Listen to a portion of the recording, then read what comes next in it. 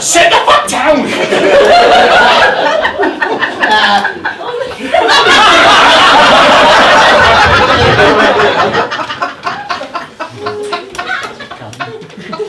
So I've come over from Gloucester, and I thought we were fucking weird. It's not. Darren's made an effort tonight, hasn't he? Shirt made out of the same material as the curtains. I said that. You've only just noticed. You said it earlier. You said it earlier. I don't know where you were going for that. You thought I was in there, didn't you? The light coming through was a little bit much. I thought, oh, I'll close it, but I didn't realise. What a load of bollocks. This is nice. I've been really looking forward to this gig in, is it Leominster? Interesting you say that, because I did a gig a couple of weeks ago at a place near Cirencester called Ashton Keynes, spelled Keynes. And I started off, oh, it's really nice to be in Ashton Keynes. And somebody went, oh, actually, I know it's spelled Keynes, but we pronounce it Keynes. I hope you don't mind. No, not at all. Makes you a bit of a pretentious C-A-N-T. I know it's spelled can't, but I prefer to pronounce it.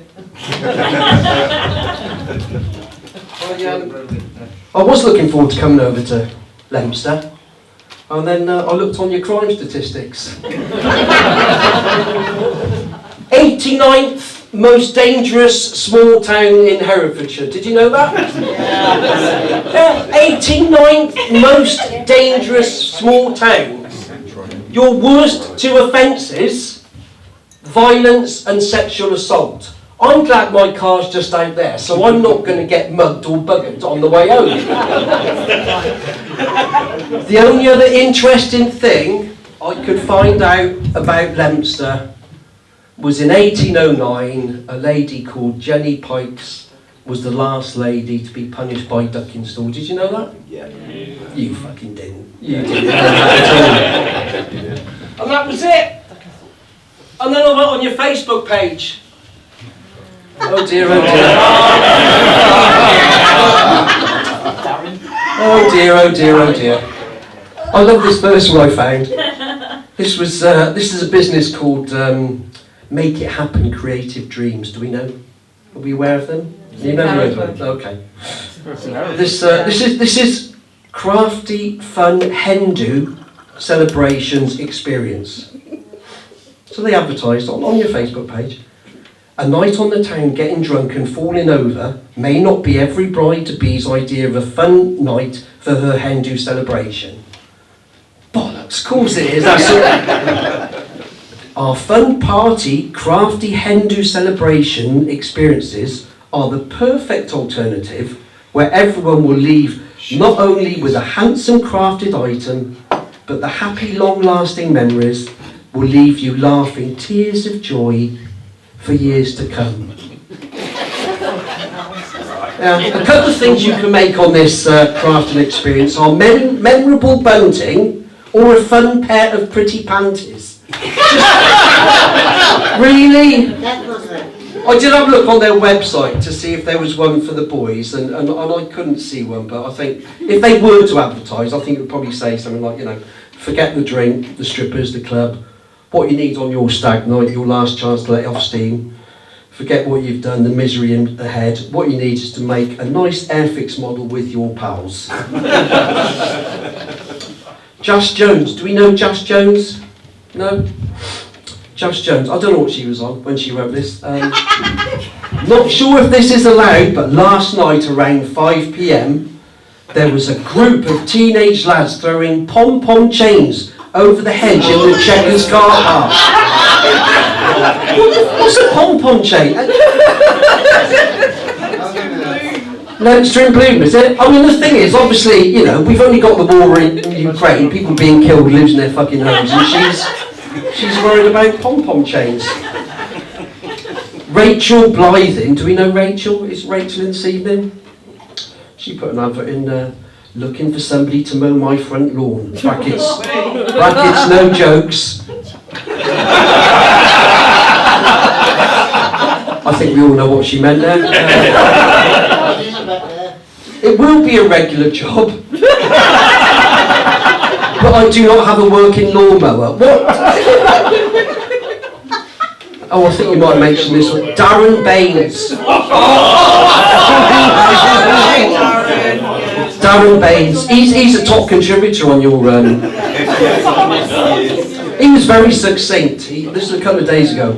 Here is a plan for Leominster. Number 1, residents parking. Stop people who don't live in the town stealing places. Obviously that's an issue with him. Pedestrianise Corn Square with markets and events 5 days a week. Number 3, bit radical, close all banks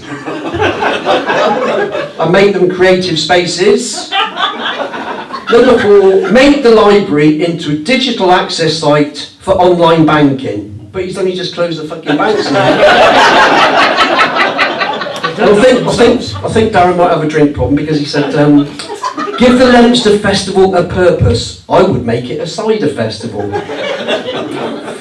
And I think he's sort of given the game away about Leominster on his last point. Work out what Leominster is good for and tell the world, because in all honesty, I haven't got a clue. But my favourite was written by one of your town councillors, and you may hopefully she's not in this evening. Oh, she's going to fucking have it anyway. Virginie Jacquet. Ginger, is it? Lovely lady. 580 friends on her Facebook page. 4 days ago she wrote, and there was a picture with this, this swarm is dying because they have no queen. Breaks my heart not to be able to help. And I thought, what a caring lady. And she puts a lot of other posts, things like, you are the lighthouse in someone's storm. My goal is to wake up every day and feel overwhelmingly thankful about the kind of life I've created for myself. And then she put, be a rainbow in someone else's cloud. I thought, oh, that's lovely, isn't it? A couple of days earlier, Motif had a petition to save the Victorian market, the Victorian Christmas market. And Ginny very kindly put, Motif, you've used one of my pictures to illustrate your petition. There is a copyright on it. I do not appreciate that at all. Councillor Vinnie Jacquet! Now, I don't think she's a fucking light in somebody's world. I don't think she's a rainbow in someone's cloud. But what I do think you need to do, people of Leominster, is come together as a community and bring back that fucking ducking story.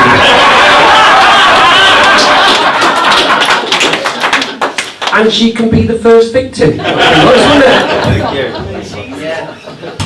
I was hoping she was going to be in tonight. I would still have done it, because I'm never going to see her again. So I've come over from Gloucester, and I had a great year for comedy in 2022. I went to the Leicester Comedy Festival in February and won the Silver Stand-Up of the Year award, which was yes. It sounds far better than what it actually is. It's basically a competition aimed at the over 55s. And out of the thousands of people in the UK that didn't enter, 10 of us got through to the final, and I won. There was no upper age limit, right? So backstage it was like God's waiting room for comedians. One act, just before he was going to go on, he was in a chair, he had his eyes closed, and we were looking at him thinking, oh shit. Is he asleep? I don't know. Do you think we should wake him? No, fuck it, it'll increase our chances. And I did my 5 minutes in the final, and I won, and I phoned my wife. I said, oh, you'll never get, after 4 years of trying, you'll never guess. I've only gone and won. And she's like, oh, that's fantastic. What have you won? Because obviously, I'm married to somebody from Mumbai. So I won a trophy. Anything else? No, just a trophy. So 2 hours later I'm back home showing her the trophy.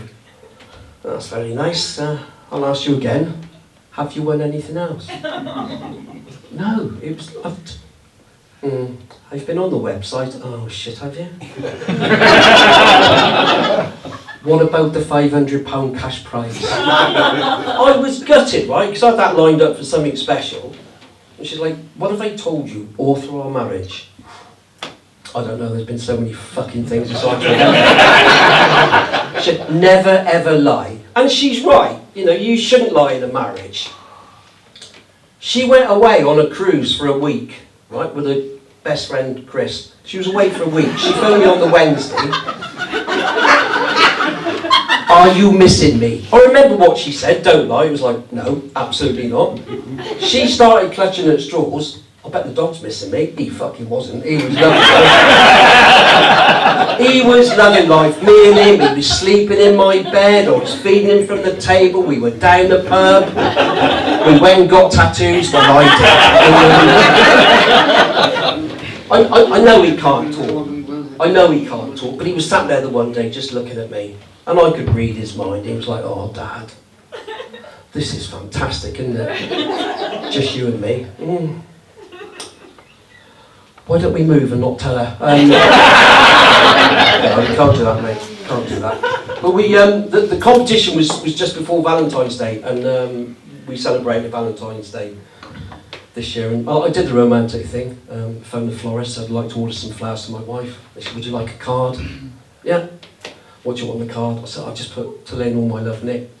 And then she said, would you like a kiss on the bottom? I went, that would be brilliant.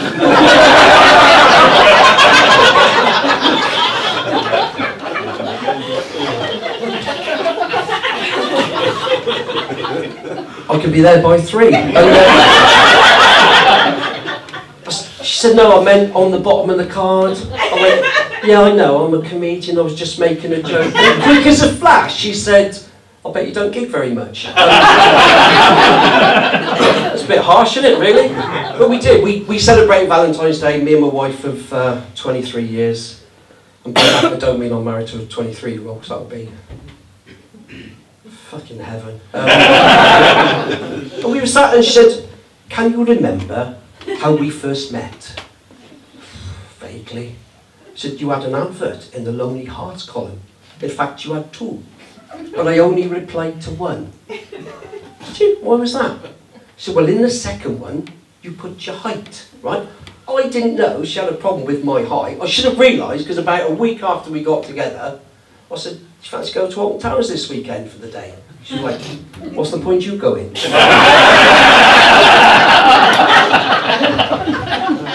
And then we'd been married a year, and I came home, and we were sat down, just having dinner. She said, can I ask you a question? Yeah, what is it?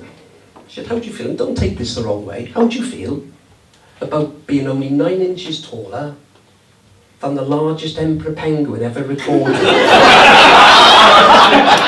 fucking Googled it.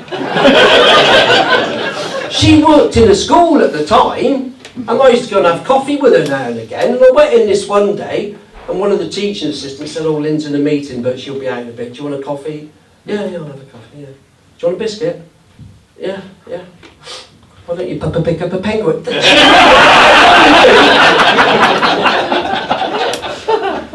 We were sat watching Strictly last year, and I was particularly interested to see how Ellie Simmons got on, you know, the Paralympian. I felt quite awkward watching that, I've got to be honest. And I don't know if anybody saw the recent documentary about Ellie Simmons, because she was adopted literally at 3 days old. And she's found all her old medical records, and it was quite horrific what they'd written to her mother. And I was sat watching it with Lynn, my wife. And the medical records, one of the reasons her mother had her adopted, because one of the medical people said, people with dwarfism can be evil and stupid. I know, it was all, yeah, on the medical records. And not likely to attain much as a normal job, and often end up in the circus. And I was sat there, I thought, that's horrific. And then after it finished, Lynn said, stand up a minute. What? Nothing. You've never had a good job, have you? And you're very fond of circuses. Now, I don't know what she was inferring. Bless her. But we've been married 23 years, and it is hard keeping the romance alive. And she said, oh, maybe, she said, when we're being intimate, can we just have some music playing? Just to break the silence? That's fine, that's okay. So we were getting down to it the other night, put the first track on, Angels by Robbie Williams. Thought that'll do. I've got to be honest, I think my choice of song number 2, the theme from Match of the Day, sort of spoiled the mood a little bit.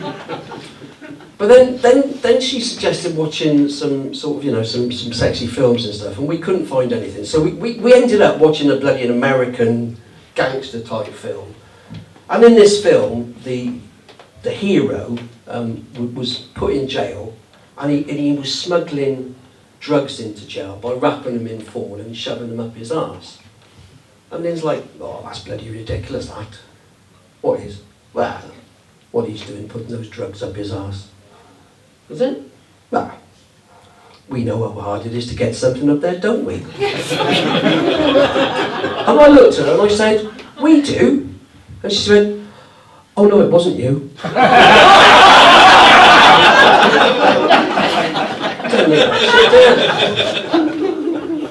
But she moaned, she was moaning there's no surprises. She said, there's no surprises in our relationship either, is there, anymore? Oh, okay, so I took that on board, and the other night she was in the bathroom getting ready. I went to the bedroom, turned the lights off, lit some candles, hid under the bed. And when she came in, I just grabbed her ankles. And, apparently that wasn't the surprise she had in mind.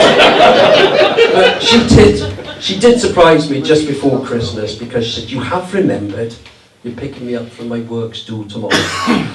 That came as a complete surprise, because she's self-employed and works from home. That's fine, I can do that. So I got to the place at the allocated time, she gets in the car. All I said was, had a nice time? Are you saying I'm drunk? Oh, don't start now. No, but clearly you've had one or two. And then I got silence for about 5 minutes. And then I got the classic, I don't think you love me. In fact, I don't think you've ever loved me. So, well, I do, I have. Obviously no guarantees going forward. Well, if you love me, you can prove it right now. How am I going to do that? You get on top of me in this car and make love to me. It's not going to happen. Why not? I said, well, how many reasons do you want? She said, give me one good reason. I said, I'll do better than that, I'll give you 3. I said, go on then. Well, number 1, it's 4 o'clock in the afternoon.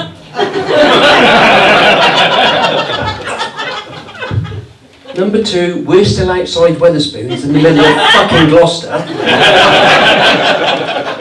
And number 3, we've got your girlfriend Chris in the back of the car. Because we were giving her a lift home. Right, and that was the thing, she's got that girlfriend Chris. That was the one she went away on that cruise for 7 nights. I didn't bat an eyelid, didn't moan, didn't say anything. I wanted one night away with my girlfriend to spend that £500 cash.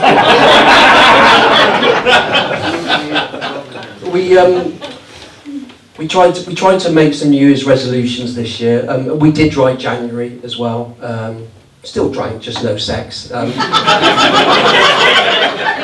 It was her fault, to be fair, because before Christmas she said, look, we've been married so long, you don't have to worry about getting me a present. So I didn't. What? Not my fault, just following her instructions. But we tried to make resolutions for each other, because if you make your own resolutions, you never really follow them, you don't really stick to them. So we sat down, and we're going to do this, fine. She said, well, you make mine first. Okay.